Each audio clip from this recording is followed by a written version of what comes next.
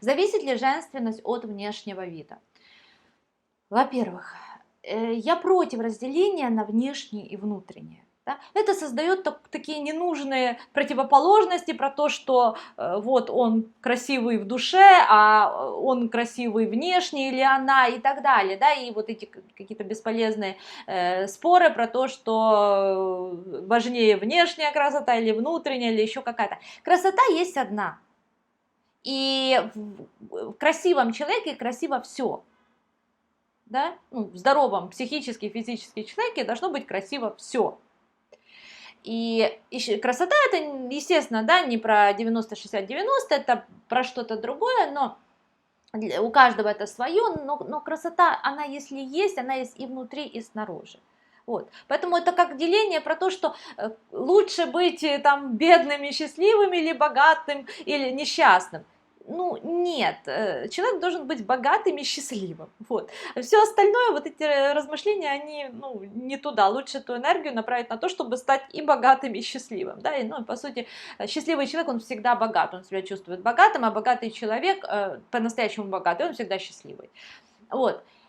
И, который богатый, он чувствует себя не только деньгами, но отношениями и другими, да, то есть вот богатство это всегда про счастье всегда про богатство. И точно так же красота и женственность, да, красота, женственность должна быть как внутри, так и снаружи. Я бы вообще эти вещи не разделяла, это первое.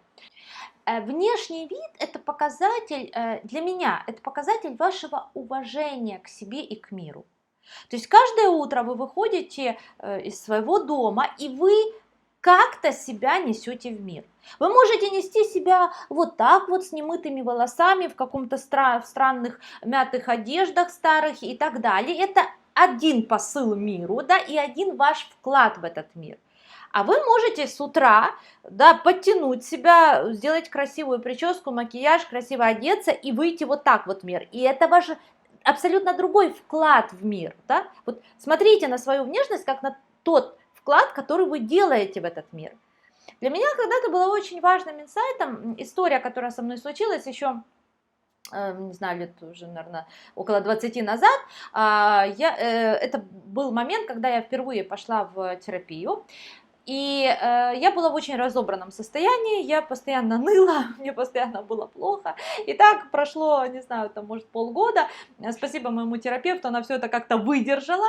И вот когда есть кто-то, кто может сконтейнировать нашу боль, да, выдержать это, наша психика запускает процессы самоисцеления. И начинают происходить какие-то внешние интересные события, которые являются симптомами вот этого внутреннего исцеления, внутреннего перехода. Вот у меня было следующее. Когда я уже отныла свое, немножечко так подсобралась, внешне случилась со мной такая история. Меня подруга пригласила записаться вместе с ней в один очень хороший спортивный клуб, дорогой, где были люди высокого социального уровня. И для меня это были тогда большие деньги, но как-то я в общем, на это решилась, и мы начали туда ходить. И первое, что для меня было таким, там необычным, это то, насколько люди выглядели там счастливыми. Они были подтянуты, они были хорошо одеты, не только дорого, но это было красиво, это было аккуратно, это было хорошо. Они выглядели довольными, они улыбались и здоровались друг с другом. То есть они отдавали в мир вот такую позитивную, классную картинку и энергетику. И в какой-то момент я подумала, что на самом деле это не то, что просто им повезло, у них есть деньги и хороший статус, поэтому они такие, а ровно наоборот. Они внутренне, у них есть вот эта дисциплина, и поэтому у них есть деньги, и у них есть статус и все остальное. И вот в моем мире, в силу моих детских установок и так далее, это был переворот какой-то сознания, да, потому что считалось, богатым повезло, а бедные бедные, а нет. Вот. И вот эта идея, она меня очень хорошо в этот момент вытащила, переключила, и, мне кажется, вот те какие-то успехи, которые у меня были потом, они, в том числе благодаря этой идее. Про то, что вы должны вкладывать в мир, быть несчастным легче, чем быть счастливым. при прочих равных. Несчастно быть всегда легче. Всегда легче встать, не помыться, не это, и как-то вот, ну так вот жизнь меня побила, да. Вот. Чтобы встать утром, привести себя в порядок, выровняться, улыбнуться, внутри себя настроить, это определенная дисциплина. И тогда вы другое вкладываете в мир, и мир вам другое дает. Все справедливо. Вот. И, конечно же, в этом смысле женственность, ваша привлекательность зависит от вашего внешнего вида, как и многое в вашей жизни. И здесь еще раз я бы не делила на внешний, внутренний и так далее, потому что эти вещи, они, это одно и то же, да, это две стороны одной медали.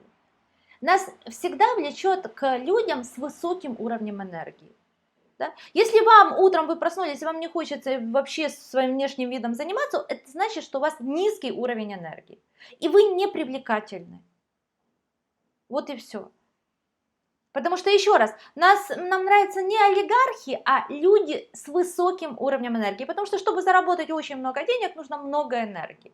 Нам нравятся не красавицы, а люди с высоким уровнем энергии. Потому что красота – это энергия. Да? Ну, понятно, кому-то она дается от рождения, яркая, но все равно для того, чтобы так выглядеть, чтобы выглядеть красивой, нужна уже внутренняя энергия, внутренняя дисциплина. Вот, поэтому, конечно же, мой ответ, что женственность, привлекательность, она зависит от внешнего вида. Еще раз, это не про стандарт, не про 90, 60, 90, это про ваш уровень энергии и ваш навык эту энергию поддерживать на высоком уровне.